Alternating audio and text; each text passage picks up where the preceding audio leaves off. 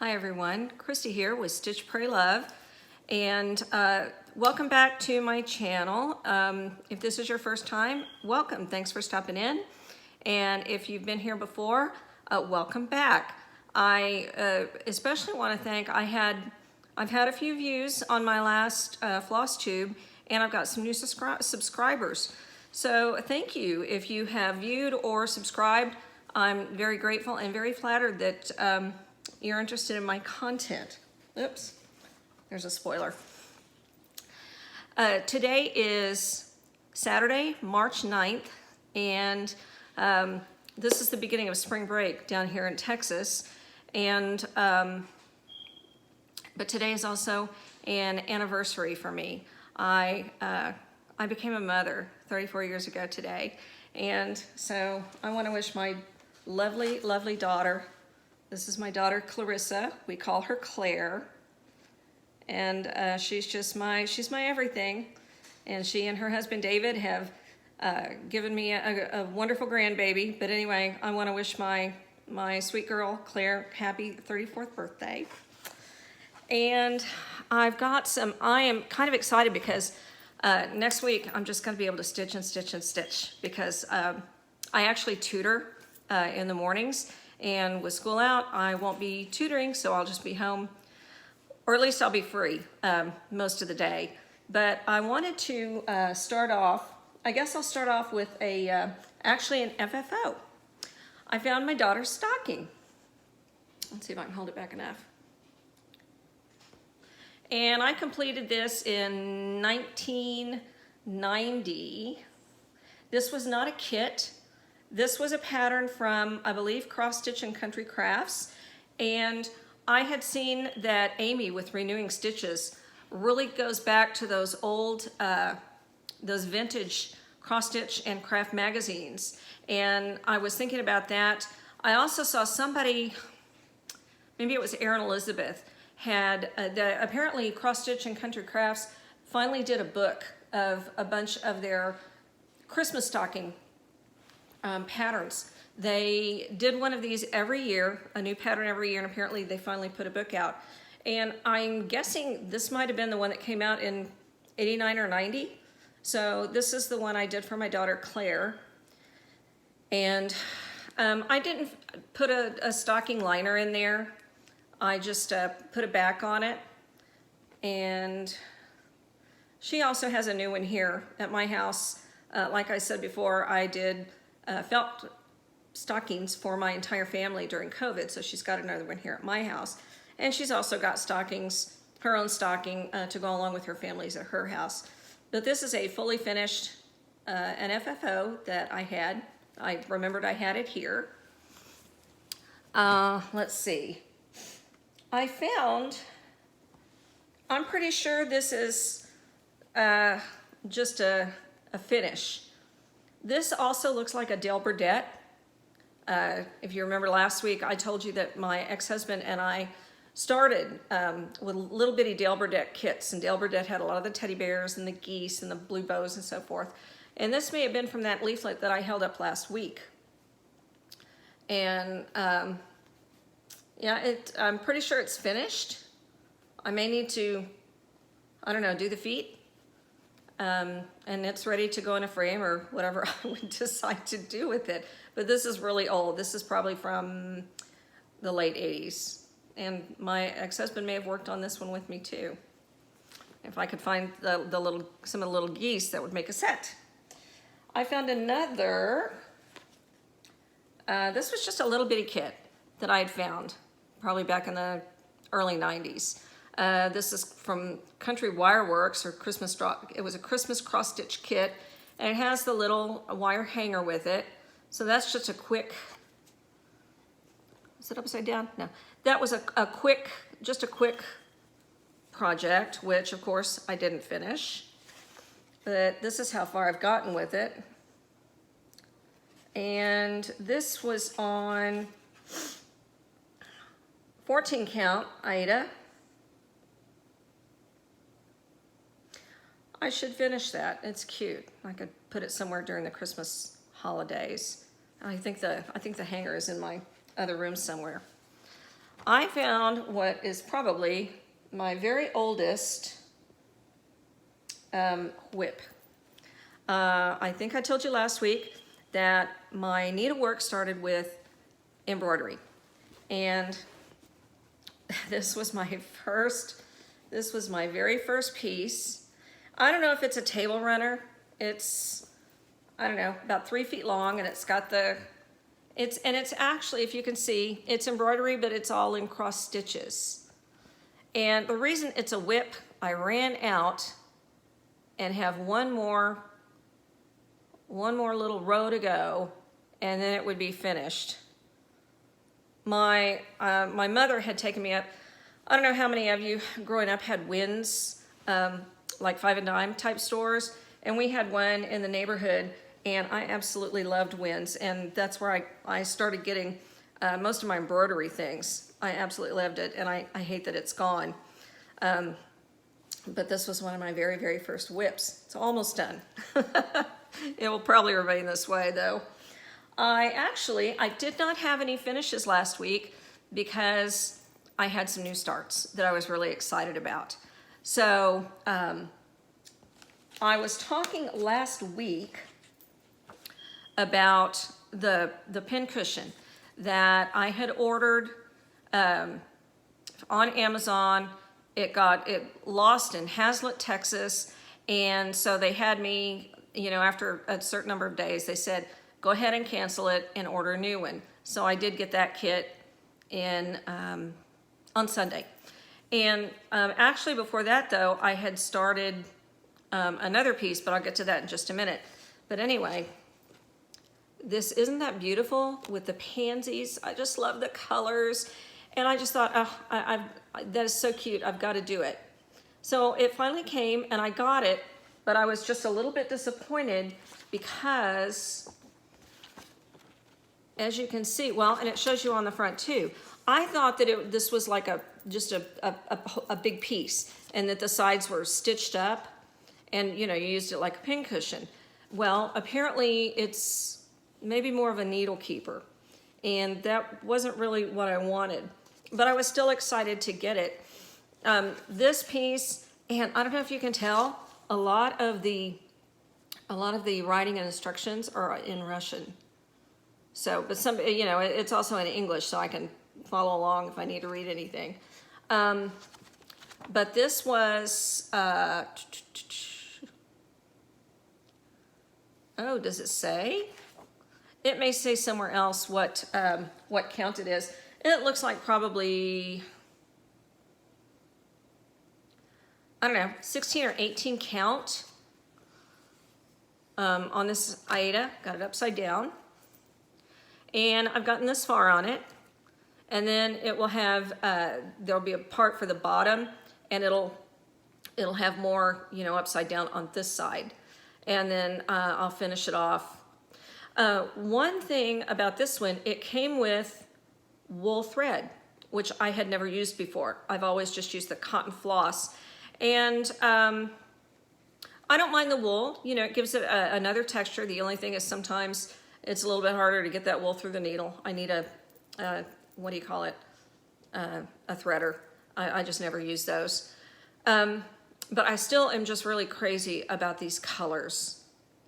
And I will say, I could not find my cross stitch needle, the kind of blunt endy one. So what I wound up doing is I found an embroidery needle that had come with one of my many felt kits. And I actually found that I liked the embroidery needle better than using the blunt needle. So that's what I've been using. And actually, when I do my felt pieces, the felt kits also come with a very thin beading needle. And that's really what I use for my embroidery. So I don't really use the right needles for anything. So anyway, this is one of the starts from last week. I also had started on, oh, and this is something else I wanted to talk about.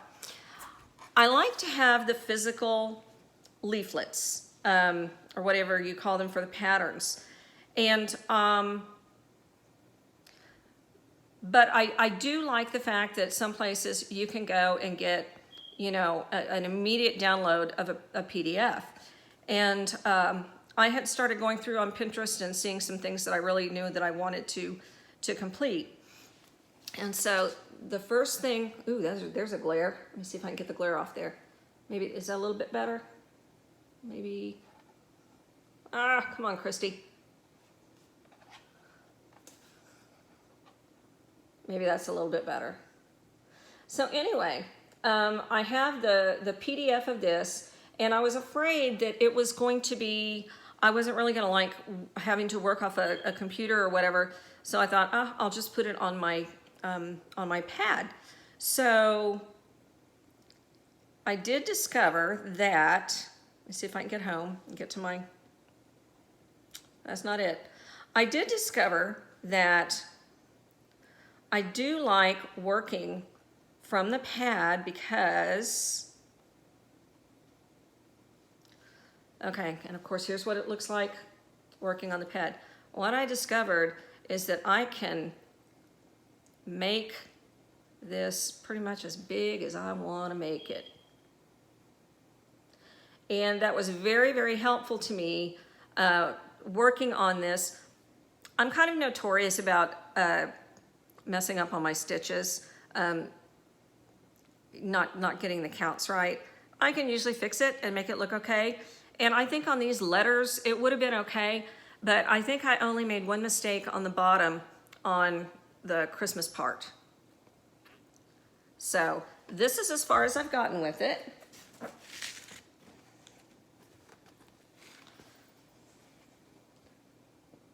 And the rest of it, the trees are all blues. This is, let me see, what did I ordered on Amazon. This is called Light Steel Gray, and it's 14 count. I can't remember what company it was. But anyway, this is as far as I've got. And I have 3 full of the plastic stitch organizers where you roll them up on the little cards and then file them pretty much by number. So we had done so much needlework. I have 3 of those, and I thought, I'm gonna have every color I need for this piece. And I got started, and I had the white, and I found out I had to I wound up going to Hobby Lobby to get my floss, and I was real surprised. It's still only, DMC is still only 53 cents a piece. So they have not gone up very much at all. But I had to get maybe 5 or 6 new colors, and I was just stunned. But it's all these blues, and this is something that I decided I wanted to make. My dining area is predominantly blue, so I want to get it matted and framed and put in there for Christmas time, because I know exactly where I'm going to put it. And so this one's definitely a keeper for me. So far, they're all kind of keepers for me, but this is as far as I've gotten with this one. And let me see if I can remember who. I'm trying to remember who which Etsy shop I got this from.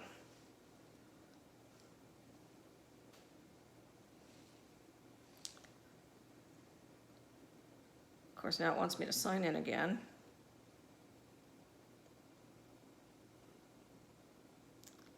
Let's see if I can get to my...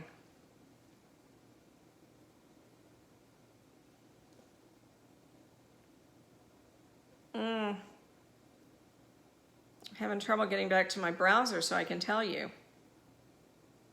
Anyway, next time I'll write it down. I'm not one of those people who does a lot of seasonal decorating. Of course I do for Christmas. I do a little bit for Halloween since I've got a granddaughter, but I've got a part over my mantle where I have, and I think my daughter kind of started me with these. I've got little, I'm a cat person, so some little Dia de los Muertos cats. And I've got one that's just a little statuette, and then another one that's a big glitzy hanging thing. So I thought, well, I want to keep going with cats. So, I know I need to find this one. Okay. Where's my browser? And I was excited because there it is. Okay, so this one is from Cross Stitch Patterns on Etsy. And it's not a Dia de los Muertos cat, but it is a cute little kind of kid looking.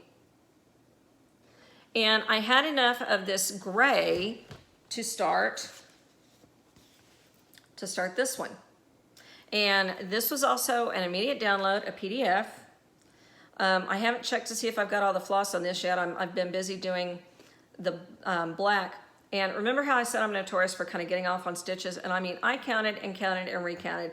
And it looks as if I'm gonna be off maybe one stitch down here.